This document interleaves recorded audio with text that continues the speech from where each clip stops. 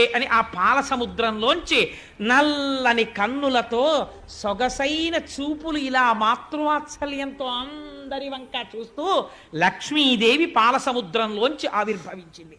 అమ్మవారి చూపులు ఎంత దిశల వరకు పడ్డాయో అంతవరకు దరిద్రములన్నీ తొలగిపోయి అందరూ ఆనందమును పొందారు.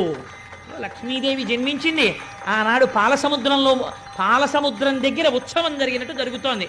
నేను ఇక్కడ నమ్మి ఒక మాట చెప్తున్నాను, ఇవాళ ఈ ఘట్టాన్ని ఎవరు విన్నారో వాళ్ళకి కొన్ని కోట్ల జన్మలు తరమవలసిన దరిద్రం నశించిపోయింది.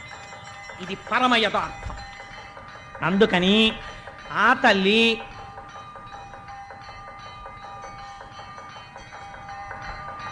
ఒక్కసారి మీ అందరూ కూడా మానసికంగా అదిగో అక్కడ నీరాజనాన్ని తీసుకోండి, ఒక్కసారి అది కళ్ళకద్దుకుని నమస్కారం చేసుకోండి.